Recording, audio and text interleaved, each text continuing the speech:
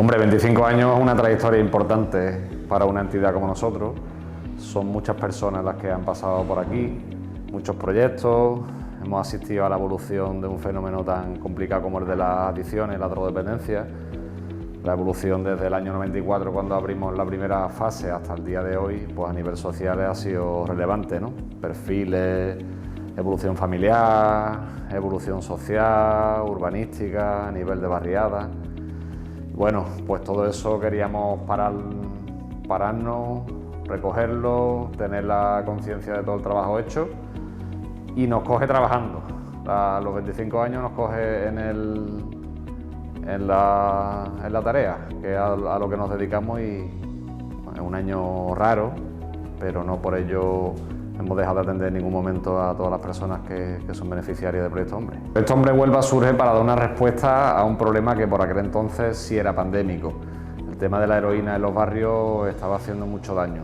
Era un problema que no era solo de los chicos que consumían, sino era un problema familiar, era un problema de convivencia, era un problema vecinal, de seguridad ciudadana, sanitario, judicial. Era un problema que abarcaba todos los estratos de la sociedad y generó en su momento mucha alarma, ¿no? Entonces, ahí hubo un grupo de personas pioneras que conocía la existencia de Proyecto Hombre en otras provincias y que decidieron impulsar para poderlo traer a Huelva, ¿no? De ese perfil al de ahora, pues en 25 años, como decíamos antes, la evolución ha sido importante. Una de las cosas más significativas es que ya no hablamos de extremos, ¿no? Antes la drogodependencia se asociaba a la marginalidad, a la desestructuración social, familiar. Hoy en día está presente en todos los estratos sociales, en toda la condición social, económica, familiar. Atendemos a personas de toda la provincia, urbana, rural. No hay un patrón determinado. ¿Por qué? Porque hoy en día estamos asistiendo a una normalización también de los consumos, ¿no? De esa heroína inicial al día de hoy, pues ahora mismo tenemos 2 o 3 sustancias que son preocupantes: la cocaína, el alcohol y el cannabis. La realidad de los consumos, también por los indicadores del Plan Nacional y otro tipo de estadísticas, nos alertaban hace ya tiempo de una bajada de inicios de la edad. Entonces, en cuanto al alcohol y al cannabis. Por eso nos preocupa también la atención a jóvenes y adolescentes, como una realidad que nosotros alertamos y que no siempre recibe desde la sociedad esa sensación de riesgo, esa sensación de crisis, ¿no? Hay cierta normalización en los consumos y ahí también nosotros llevamos unos años alertando que es preocupante y hay que tener alerta sobre esa realidad de perfiles. Y asociado a todo eso también nos preocupa hoy en día la situación de la salud mental. La salud mental ha sido uno de los grandes olvidados de toda la evolución sanitaria de la sociedad española. Y bueno, pues el consumo de sustancias y la salud mental, esto que llamamos patología dual, pues está presente en un porcentaje relevante de las personas que atendemos, y tenemos que tener en cuenta ese perfil para poder dar una respuesta significativa. La realidad es bastante lineal, por eso antes decíamos que la heroína y la realidad de la España de los 80, primero de los 90, parecía, ¿no?, que el problema era mayor que ahora. No es mayor, el problema es similar. La diferencia es que antes había una visibilidad social y ahora pues está mucho más normalizado. Pero nosotros atendemos aproximadamente a unos 400-450 personas todos los años que pasan por los diferentes programas de Proyecto Hombre. Y no hay variaciones en el número. Sí hay variaciones, como decía antes, en los perfiles. Estos perfiles de atención que sí han ido cambiando y que ahora mismo, como decía, pues nos preocupa el tema joven, nos preocupa el tema de patología mental, y después nos preocupa todo lo que tiene que ver con la incorporación social, laboral de las personas que tenemos en atención, puesto que nosotros somos un programa que trabaja sobre todo con la persona, no trabajamos con la sustancia. La sustancia, digamos, es una punta de iceberg, es un indicativo, una alerta que nos está dando información de que ahí hay algo que no está funcionando bien en esa persona, en ese entorno familiar. Entonces hacemos un programa de enfoque integrador, de modelo biopsicosocial, donde hay una parte biológica, pero también hay una parte psicológica y social.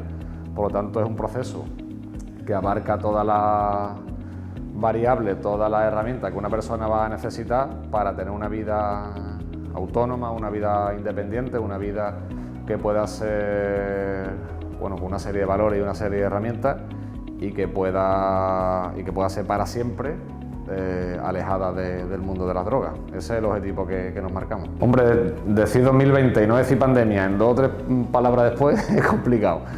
Es una realidad que nos golpea como golpea a todos, ¿no? Pero sí nosotros hemos tenido claro desde el principio.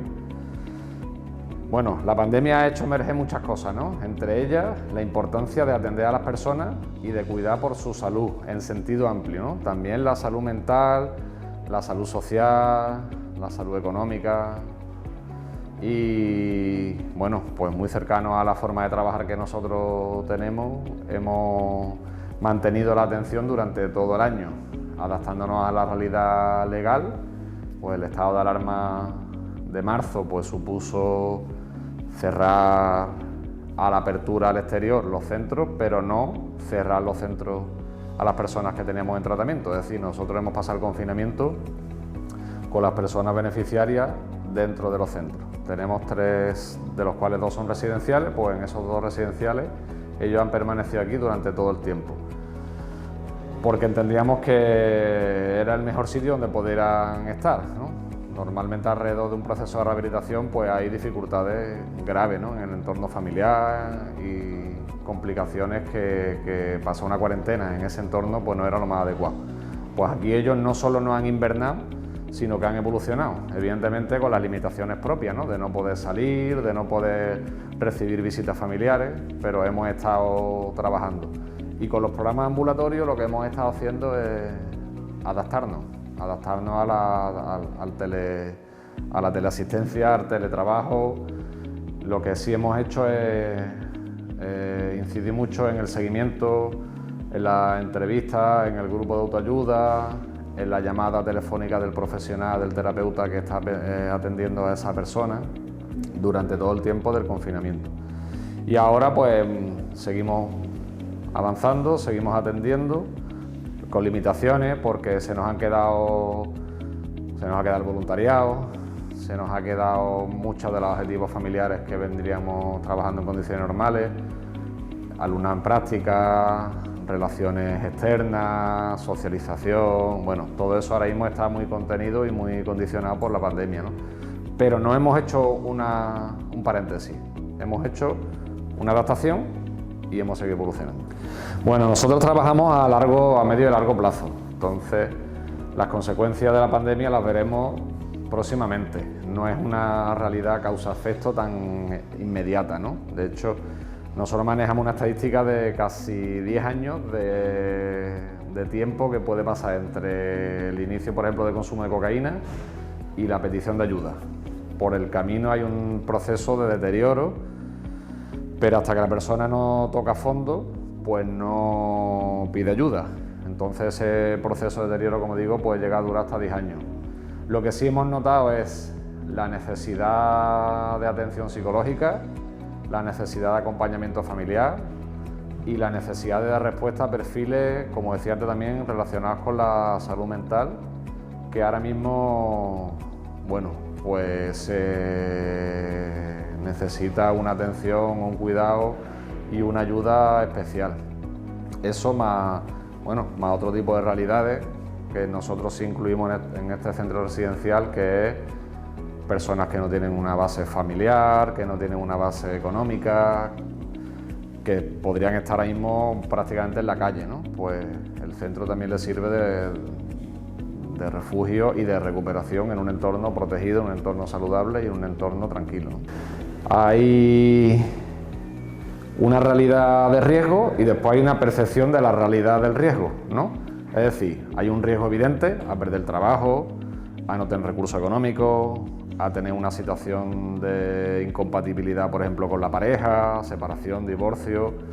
Hay una incertidumbre del futuro, que es la percepción de que las cosas pueden ir mal, ¿no?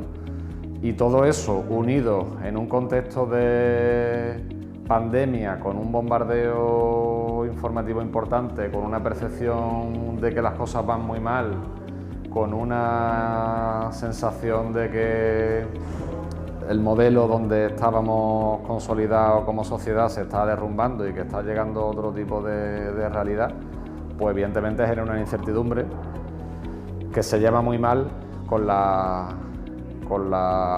adicciones y con la salud mental. Entonces, pues evidentemente nosotros creemos que de aquí a poco va a haber una demanda que responda a esa ansiedad, a esa angustia. Al final usamos las adicciones como un analgésico, ¿no?, a un estado de ánimo y un malestar personal, un analgésico que lo único que va a hacer es destruir en vez de aliviar, ¿no? Pero esa realidad social está ahí. Entonces incidimos mucho últimamente, durante todo el tiempo que llevamos de confinamiento y lo que venga, en que la atención a las personas, la atención a la familia y el cuidado y el bienestar de la persona en sentido global va a ser uno de los retos a los que nos vamos a enfrentar. Y ahí estará Proyecto Hombre, más allá de las adicciones, más allá de las sustancias, atendiendo y respondiendo a las personas.